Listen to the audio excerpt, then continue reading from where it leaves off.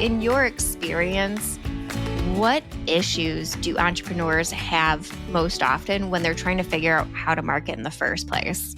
They launch their business and then they're like, I need to do this first, and it might be the wrong move. Yeah, well, I think they try to do everything at once. So they sign up for all the social media platforms. They are on every single one and trying to update every single one. And then they realize that they don't have time to update every single one. No. So top tip number one is stick to one to start with and then build from there. But start on one, not on the 20,000 that there are available. So many of us see what the big guys are doing or what our competitors are doing, and we think, I need to do that too. But that is not the case. Bite-sized marketing works perfectly fine. This episode is dedicated to those solo entrepreneurs who have tiny teams. They rely on themselves, and you need to figure out exactly what marketing you need to do to get the results you need, but with the resources and the time you have. So today is a pretty awesome episode. It is special because we are collaborating with the Monday Morning Marketing Podcast. I chatted with Esther and Melanie from that show, and we dig into bite-sized marketing strategies and tactics that work for solo entrepreneurs. I cannot wait to share it with you. So stay tuned, listen up, and enjoy. Okay, so first, can you introduce yourselves? Okay, so my name is Melanie Boylan and my business is Stump Social Media Training, and I'm based in the Republic of Ireland. And I'm Esther Ocampo. My business is IPA Group, and we do all things digital marketing, and I'm based in Northern Ireland. I guess I kind of assumed that you guys worked together, but you just host the podcast together. How did you meet? Yeah. Yep. Oh, many, many years ago. We met through a mutual friend who then at one point said, you guys should do a podcast together. And it started from there. I love that. I have always talked about how much fun it would be to have a co-host so you can banter and you have that fun where it's just me. Yeah. It's not the same. But then you have fabulous guests. I do. So it is fun. Do. And she has an amazing voice. Let's not forget that. Oh my gosh. I forgot. You know what? That same week, I sent someone a voice message and they said the same thing. And I was like, what's going on? I've never been complimented on my voice before. Twice in a week. It's going to get to my head. You should apply to do those voiceovers for like meditation apps and stuff. I'm going to be on Calm. Yeah. Or maybe I'll go straight to audiobooks and start reading like smut in my calming voice. I wasn't going to go that far, but there is some audiobooks that you can get paid to do as well. So there you go. Yeah, one of my friends who was in content marketing, that's now all she does is she's an audiobook narrator. Wow. Yeah, which I think would be kind of fun, reading books all day. I can get behind that. But that's not what this subject is. Let's focus. We're talking about bite-sized marketing for entrepreneurs. Let's get into that. In your experience, what issues do entrepreneurs have most often when they're trying to figure out how to market in the first place? They launch their business and then they're like, I need to do this first, and it might be the wrong move. Yeah, well, I think they try to do everything at once. So they sign up for all the social media platforms. They are on every single one and trying to update every single one. And then they realize that they don't have time to update every single one. No. So top tip number one is stick to one to start with and then build from there, but start on one, not on the 20,000 that there are available.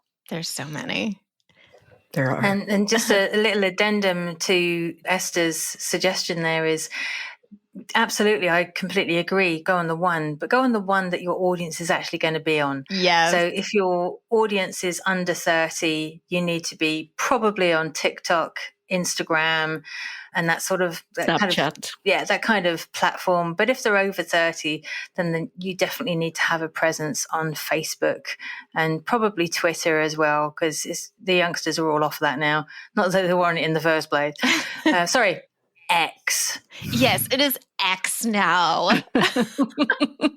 As in, everybody is saying, I am no longer on Twitter. It's my ex. Yeah. And obviously, if you're B2B, then LinkedIn would be the place to go. But like Melanie said, first figure out who your audience is, where they hang out, and then go there. So don't just jump feet first into, I'm online and here's all my social media platforms. Yeah. When some of them probably won't actually get you any clients at all. Oh, you are very correct. I definitely made that mistake early on because I was just already on all of the social media platforms because I'm like, we were talking about it earlier. I'm a chronic beta tester. I'm like, oh, that's new. I'm going to try that. But only one gives me business, and it gives me the most business. But now it feels like an obligation because I have all of those profiles. Yeah. Well, when I was starting out, I was recommended to get all the profiles just so somebody else couldn't go on and impersonate you. So you had the same handle across all the different socials. And therefore, then if somebody else popped in and decided that they wanted to be tiny marketing with an extra G on the end, then people would realize that, oh, that's not Sarah. So that's the one reason why I have all the platforms, but I do not post them all. I was going to ask, so you've been told that, but do you follow that? I did. Like I do have, Instagram, Twitter, all the big ones, plus some of the little ones, but just mainly because I didn't want somebody else to steal the thing. And if your audience changes and grows into a different platform, like you were saying, everybody's leaving X, where are they going? Then if you already have the handle that relates to your business, then it's easier to continue on over there. Yeah. Melanie, you went, you had a, let me hear what it was. Well, I think when everybody first starts, you do follow all of the suggestions that it's repeated frequently at events, downloads, webcasts, podcasts. And so I think the only reason why we're cynical now is because we've been doing this a while. So if everybody is signing up to everything and trying to do everything, I totally get it. I do. But nobody really genuinely expects you to do all of them and do all of them well. Honestly. It's impossible to do them all well. The algorithms are so different, and the kinds of content that work on each platform is so different. And you do have to repurpose a huge amount of stuff. And that can take an awful lot of time. I mean, I know for a fact that Esther's done it, and you've likely done it as well, Sarah, where you've met somebody and you said, look, you're actually doing too much. Yeah. You don't need to do this much. I highly recommend you don't do this much. Yes. And you take people off platforms. I have done that before. I've done that quite a few times, actually, because they're spreading themselves so thin that they're forgetting to meet people and shake hands and, be real with people because they're so busy doing the Insta life or the Twitter life or the TikTok life that they're not being authentic anymore. Yeah, you're doing nothing well if you're on all of the platforms and you're actually active on all of them, because you're never going to be able to understand how to do it well and you're not going to have the time to spend to build those relationships with people. Like for me, I'm all B2B. So I'm on LinkedIn and I have met so many people that way that have become actual friends because I have the time to connect. But I do agree with you, Esther, that having all of those profiles is beneficial because no one's going to take that over, but also the SEO juice of it because you fill up more of that first page. But absolutely. Yeah, I go with what you said, Melanie, and I I focus on the one platform and then I repurpose to all of the others. I'm not active unless I'm doing some sort of partnership where I have to be active on it.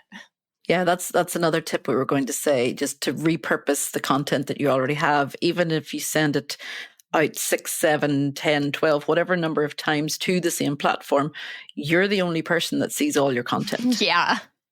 So when you post it, new eyes will be on it, or they'll be seeing it with a fresh perspective where they weren't the first time they saw it. So they might not need your services or your product the first time, but the next time, or like I said, the 5th, 6th, 12th time that they see it, they might actually be going, oh yeah, I do actually need that. I need to talk to her, or I need to talk to, I need to phone them, email them. So definitely send out your content more than once. It really is a waste of time if you're creating content and you're only sharing it once. It's all about distribution. So 2 questions with that. One, how do entrepreneurs figure out what platform makes sense in the first place to focus on? I'll field that one. I think the best way to do that is to do a little bit of research before you get started. And that doesn't have to be an expensive thing to do. It's referred to as primary or secondary research. A lot of us entrepreneurs do secondary research first and foremost, and that's through organizations, through mentoring, through speaking to other professionals.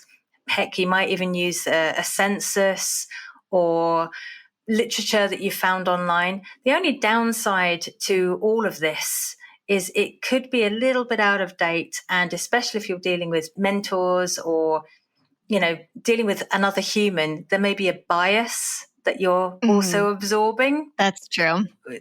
Potentially. Whereas if you're doing primary research, that's normally getting a third party involved. And then you have to pay for that third party, which makes it a bit more expensive.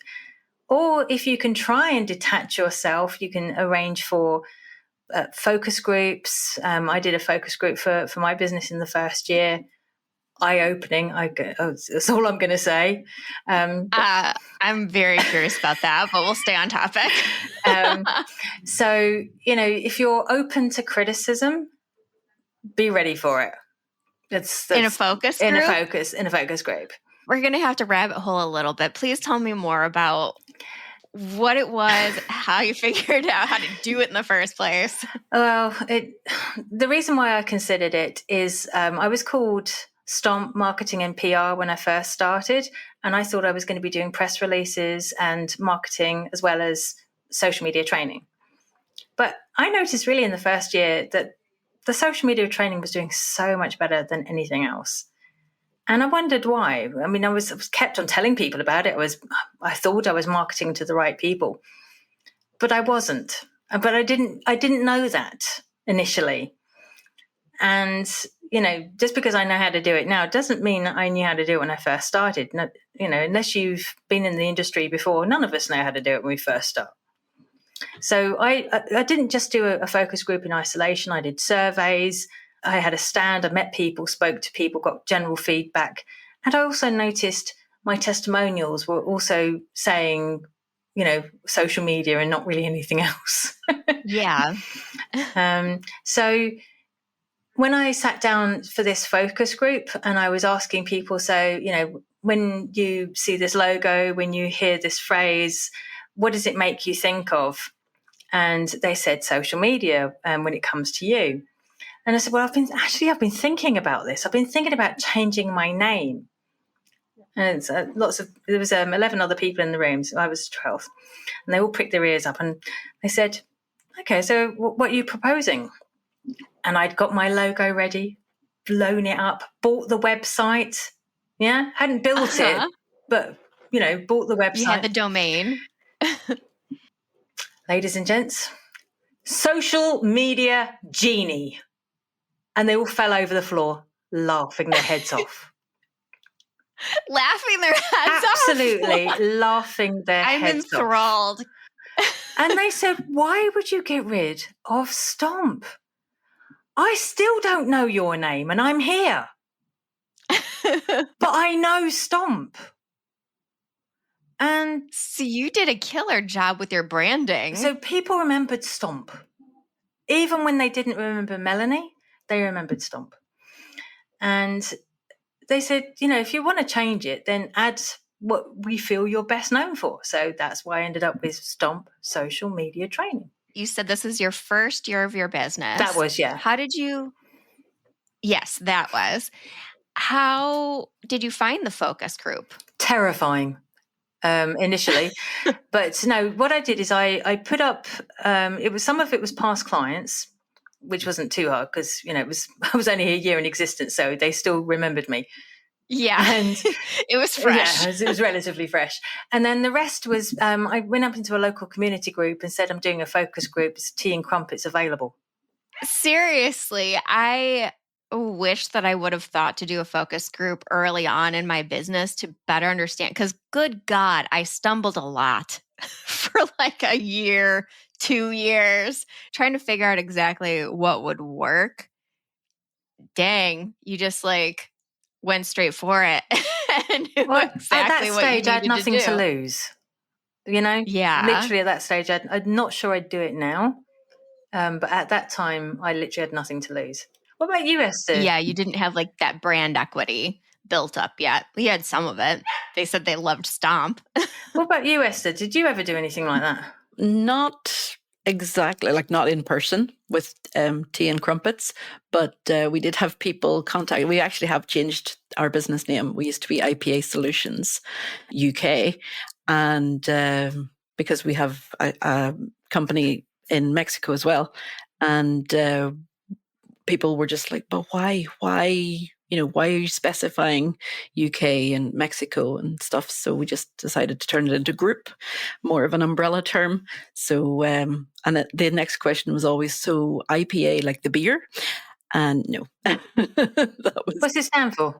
Innovative Publicity and Advertising. Which means that we try to keep up with all the latest trends and stuff. So we try to implement all those things for our customers as well. I don't think I've ever asked you that. No, I don't. We've known each other for like 8 or 9 years at this point. But why do we need to know what our business is called? I do remember what Melanie's name is, so I don't need to know. I don't need to remember Stomp. Do you remember why it's Stomp? It's an acronym of social media. So no, social. I don't remember what it stands for.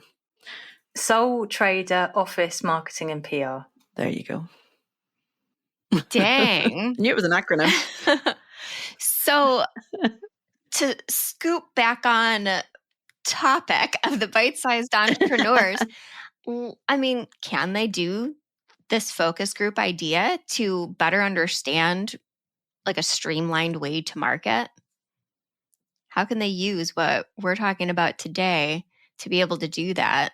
Well, honestly, I think anybody can do some sort of focus group or taste panels or interviews or surveys really every couple of years, because the hope is your audience is going to improve and grow and develop with you.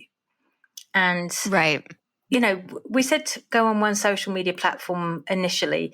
When you first, unless you're like a jewelry shop or a food shop or something like that, you don't need to show up to the market with 5,000 services or products. You just don't need to. You could be known for doing one thing really, really, really well first, and then add on other services as you understand your audience. I know people think, oh, well, I can't just offer social media because people want websites as well. But I've been busy and I'm still here and I don't do websites. Yeah. Someone else can also do a website. But then there's Esther who does both. And she's still busy. Yeah, but I have a team. Yeah, but she's still busy. So there's space for everyone, isn't there? That there is, but also like we were saying, you can't be like, I don't know how to manage every single platform. Like Melanie will train you in the social media platforms, but I would be more the manager of platforms. But there are some platforms that I just do not touch because, like we were saying earlier, the algorithms are so different or the audience style is so different. So like I have never managed a TikTok profile. I have, never managed a YouTube channel. there are so many different things that I wouldn't feel comfortable with doing, but I know of other people who specialize in those. So I'd be happy enough to pass them over to those people. But on that topic, we just also have to say that social media on its own is not enough. Whether you're on one platform or, all of them, it's never enough, because it could get shut down at any time. It could get hacked. Unfortunately, there's a lot of that going around. Especially on Instagram, like those mirror profiles. Yeah. Yeah. And just having social media, it doesn't belong to you. It belongs to the Elons of the world and the Zuckerbergs of the world. And, having something that you own would be your website and your email list. Yeah. And social media is rented space, where your email list and your website, that is your own space. And you're not going to want to, invest a ton of money in a rental house, but it makes sense to invest in the home you own. You build that equity, just like with your list and your website. I have one more tip that I think the audience might find useful as well, and that is to remember the motivations as to why you're posting in the first place.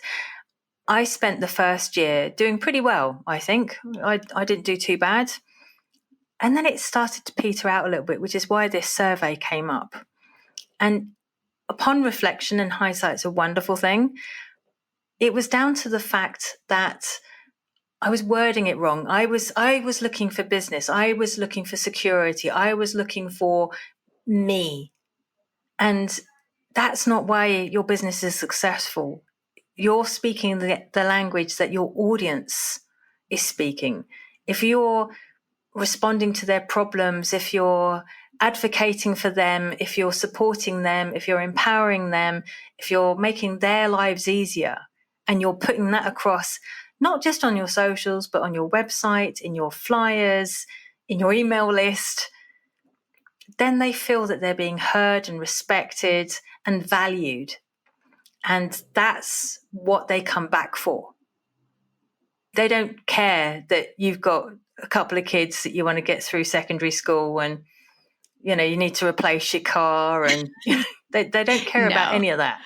You guys touched on two pieces that I really, really want to highlight and make sure that they don't get lost in the conversation. Is one, Melanie, you were talking about niching in a way that a lot of people don't consider niching. They think that they have to focus in on a certain industry, for example. But you could just be known for your single offer, and that is a niche too. Being known for that thing. And then the other is customer first messaging, that your customer is the star of the freaking show. You are not.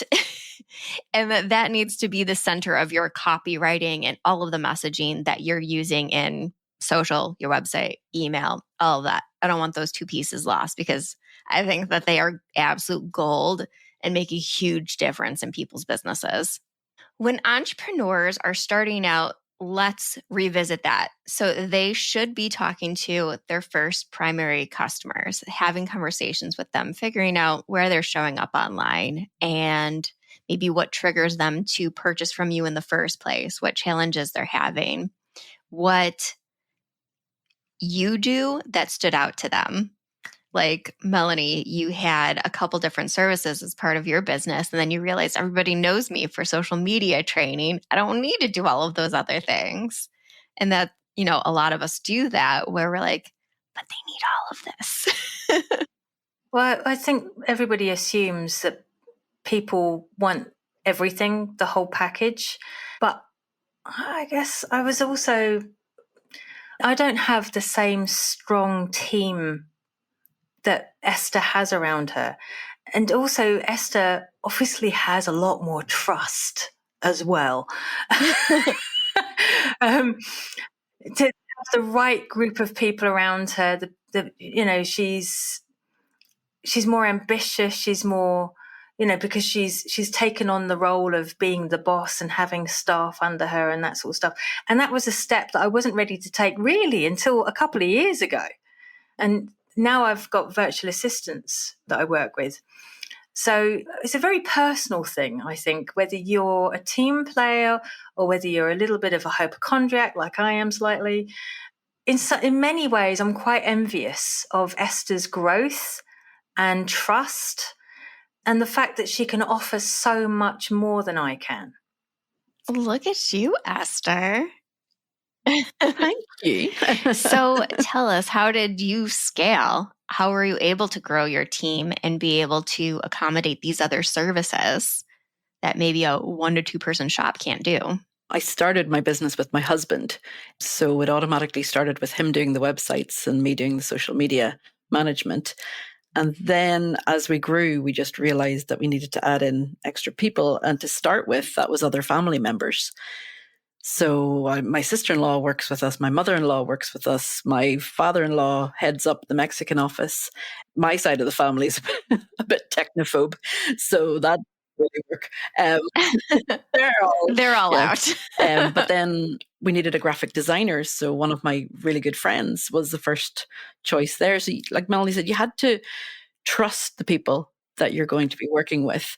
And you have to start scaling before you're even ready to do it, because then it's the push that you need to go out and get the new clients and to go out and bring in more money and to have all the different pieces in place for the growth that actually happens. Because if you wait until you actually grow, then you're playing catch up and you're not able to fully fulfill the demands of the clients that you have. Your work starts to suffer, your quality starts to suffer as what you're providing. So try to preempt it. And like I said, it's a really good push and motivator that you need to take that leap and take that jump into, okay, so in order to pay their salary, I'm going to need to bring in so many more clients. And, you sit down every so often and go, right, how many more websites can you design this month? And how many more logos can the graphic designer do? And how many more social media clients can we bring in? And, before we need to hire more people. So that's sort of take the leap and then. It's a true leap of faith with that, because you're like, I trust myself enough to bring in those clients to pay those salaries. Well, it really worked out in our case because I had to take an entire year off with being sick. So therefore, it didn't all fall on my husband, the burden to do everything, because we had these other people already in place. So it really was that obviously during that year, I took zero salary because, if you're not working, you don't get to benefit from it. But if you can have the other people in place, then that meant that we weren't scrambling as well, going, lastminute.com, bring somebody else in quickly. Yeah. And not having the quality there that you require and for the service that you give to your clients. Yeah, that reminds me of when I first started Tiny Marketing. It was as a side hustle. I was still working corporate, and I hired immediately. I hired immediately because I was still working during the day and then coming home and finishing up. So I needed a VA who could answer their questions during the day, and a social media manager who could deal with all of that. So, but I think that's why I had so many growing pains in the first year too, is because I grew really, actually all of the mistakes that you guys talked about, I did. So I grew really fast because I was doing all of the things. I was a virtual marketing director. So people were like, yeah, I need that. And it was really easy to get clients. But then I had too many. I wasn't charging enough. And I hired so quickly. I didn't know how to manage people and do the client work. So how did you guys scale without that crazy, those growth pains that I seriously did not avoid? I think everybody goes with the growth pains. Everybody has them to some extent or another, whether it's scaling too quickly and then having to make the tough decisions of scaling back and letting a couple of people go. We've had that as well. When we first started, we actually had a physical office and hired an office manager and then decided, no, actually, we're going to do it all remotely. So, we don't actually need a physical person in the office or a physical office. So that was a couple of ways that, it was the perception at the time of, if you don't have a physical office, this is way before the pandemic, before it was fashionable to work from home. So you had to have that physical office, because where would you meet clients if you didn't have a physical office? You couldn't just go to the coffee shop and meet them there. You had to, have all these outlays. So that was one of the things that it was one of the first things that we did away with, was the physical office. So therefore we saved money, we saved commuting time, we saved childcare costs. Yeah. And all lovely. all of those things. So then we were able to hire somebody that we needed, but that person didn't have to be in the same, it helped with the pool of talent as well. Because if you're in a physical location, you are limited to the people that you can hire. Whereas if you have a virtual or online presence, then you can hire anybody in the world. And like I said, we have offices here in the United Kingdom and in Mexico. We have graphic designers and people working with us, VAs and stuff from Venezuela, from America, from England. There's people all over the world, and they can also handle the different time zones as well. So think about how you want to, rather than you being online 24/7, can you hire somebody in a different time zone that will handle that part of the business, or do what normal businesses do and go, these are our opening hours? Because I think a lot of online businesses decide that they need, from the very start, it's like, we need to be on 24/7. And you really don't. No, you can get terrible burnout from that as well. Having that's another really important thing, I think, for bite-sized marketing, is to also have T's and C's and boundaries. I know it's not necessarily marketing, but you do reach a point where you literally cannot stand it anymore when people, especially on social media, reach out to you. And even if it's your website or emails, people email you over the weekend, are you meant to respond? I had very young, small children when I first started my business, and I wanted to work for myself. I didn't want to work for somebody else. And I've had to kind of teach myself to take days off when I wanted them, and, respect my own self first, because I can't look after others if I don't look after myself first. And that was quite a slap in the face. But I felt I was getting burnt out in the first couple of years because I was just constantly on, and there is an expectation that, especially when you're digital marketing like Esther, and websites, which is even worse, because frankly, when they go wrong, they go horribly wrong. And then me being a social media trainer, people expected me to respond immediately.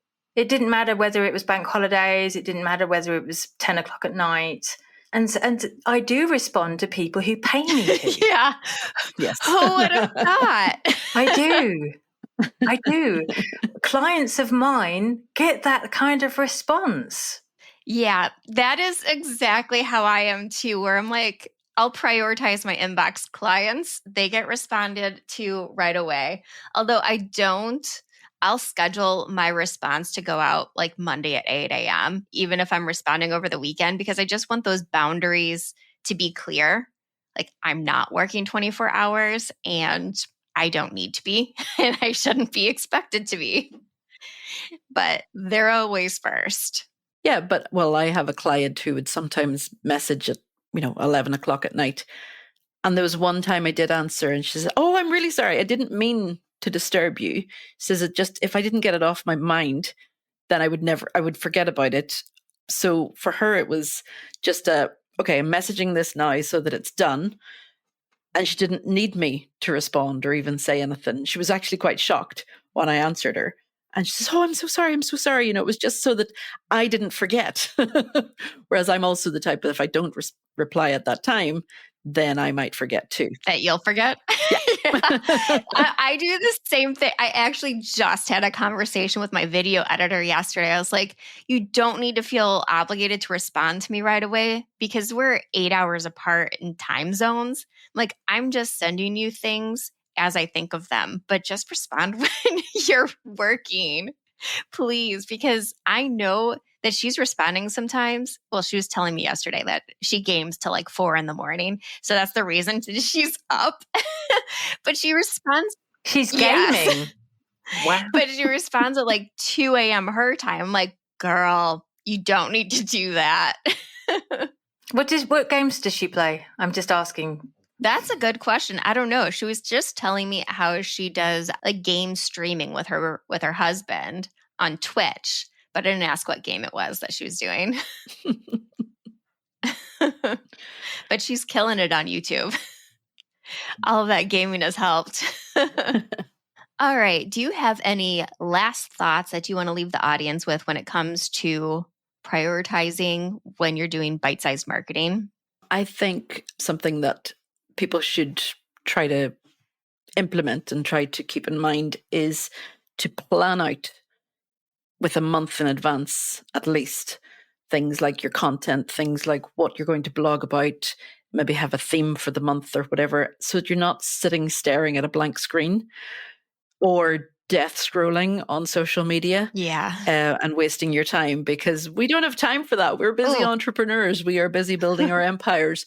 So having the plan and sticking to it, you don't even have to stick to it all that rigidly, because events happen, things happen, hurricanes happen. So you might need to verify, vary things from time to time. But if you at least have the basis and the start line, then you can build on that rather than going, okay, so what are we talking about today? We do that every time we do a podcast. I know, but that's us. We've had 8 years of experience. It was I say, not what I do. I suppose my last suggestion is to do something that's really, really, really old-fashioned and is still completely relevant. Something I still do every single 6 months. What is it, Esther? Crickets? No, it's a SWOT. I do my SWOT every single 6 SWOT months. analysis for anyone listening and is like, what's that? So that's SWOT is strengths, weaknesses, opportunities, and threats.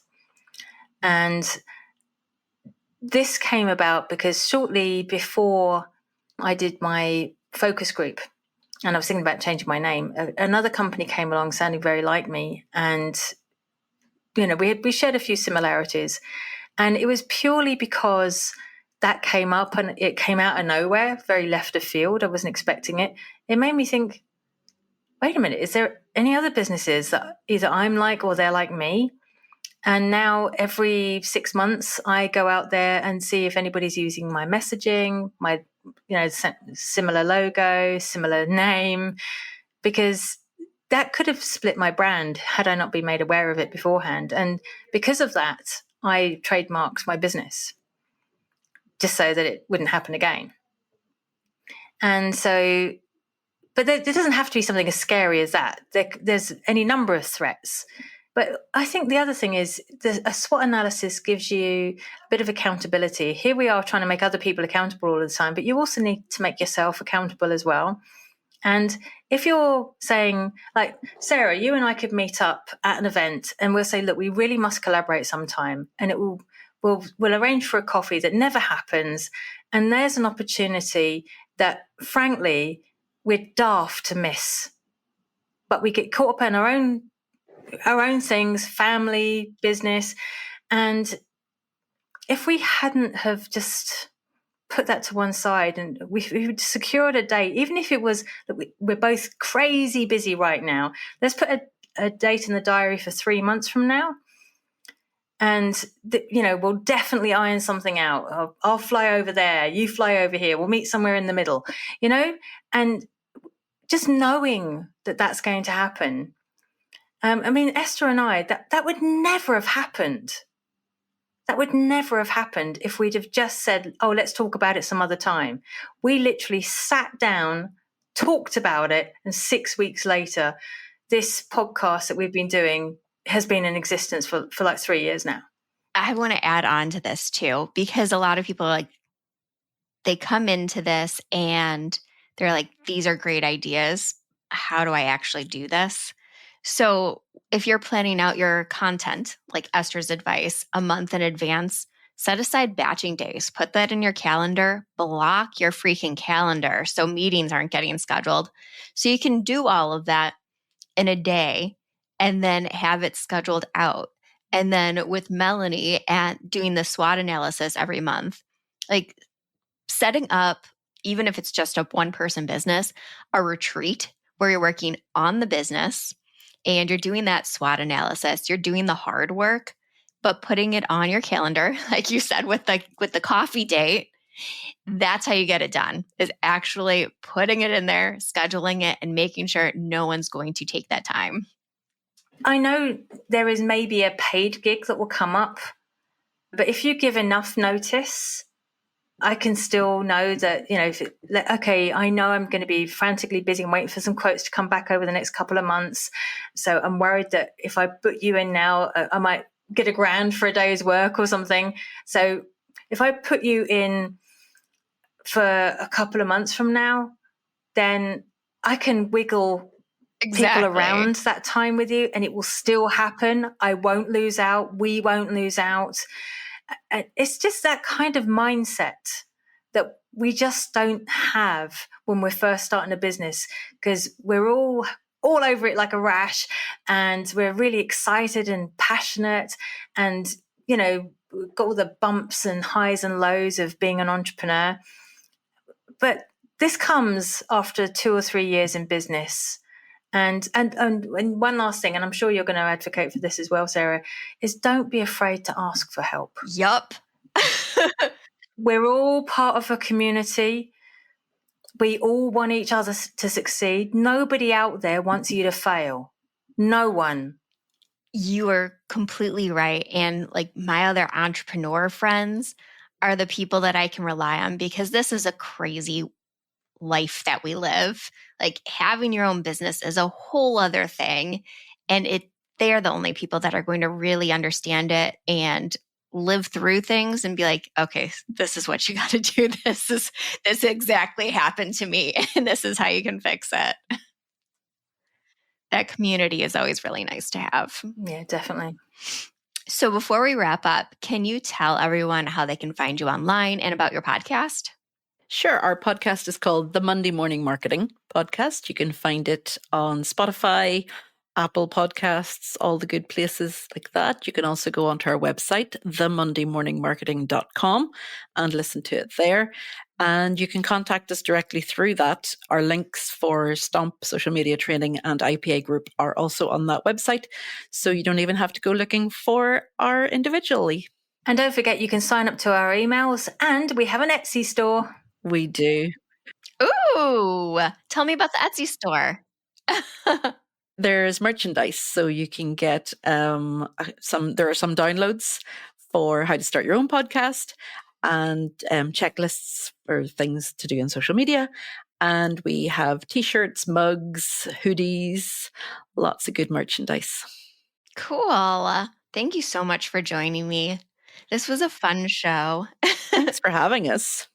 Thank you for being a fly on the wall in my conversation with Melanie and Esther, the hosts of the Monday Morning Marketing Podcast. If you enjoy shows like this, where we talk about effective and efficient marketing, you're going to love their podcast. All episodes are 10 to 20 minutes. So easy peasy for those who want to just start off their Monday with a quick tip on how they can improve their business marketing and laugh a little, because these girls are hilarious. I love them. You get to walk away today with some real insights. I think the biggest takeaway is you don't need to be everywhere. It's okay to choose a channel and stick to it. It's so much easier to grow when you are focusing on growing one thing instead of growing on all of the things. It's okay if you want to just be on LinkedIn and not do TikTok, Instagram, YouTube. You don't have to. And this is my permission for you, not that you need it, to just choose one channel and focus on that. Before we go, I want to tell you a little bit about the brand messaging magic workshop that I hosted really recently. And good God, you guys were incredible. So many people showed up live and walked away with a messaging plan on a page. It was amazing. I am hosting another one in January, although next time I plan on doing it in 3 parts because it was a lot to digest in 90 minutes. So I'm going to break it down into 3 parts so we could just dig in deeper in every stage of the messaging strategy. And if you want to sign up for the wait list, it's in the show notes. And, another thing, November 14th, if you're listening to this episode before then, I am hosting a live workshop on crafting a killer lead magnet. So we are going to take the information we learned during the brand messaging magic workshop. And if you didn't attend, but you have a good idea of who your customer is, you can still attend this lead magnet one. And we're going to plan out your lead magnet, the perfect one for your ideal customer avatar. That one is coming up soon. I have the link to sign up for that, and you can register today in the show notes. It'll be live. We will be working. It's a working session together. So make sure to sign up for that. And if you can't attend live, that's okay. I will send the replay out afterwards, and you'll still get the workbook to make it all happen. I'm trying to think if there's anything I'm missing. I think that's all. So brand messaging magic, we are re-releasing that in January, but changing it to 3 parts. And then my next workshop is in November, and that one is crafting your killer lead magnet. And remember, the goal here is to use a lead magnet that leads to your offer. So our goal is to make sure that you are selling. It's all about selling. All right, so head to the show notes page. Make sure you sign up for that. We'll hang out and work live. It's going to be a cool time. Thank you for joining me today. And make sure, if you enjoyed this episode, to share it out. Tell your friends about it. Rate, review. That is that. I will see you next time.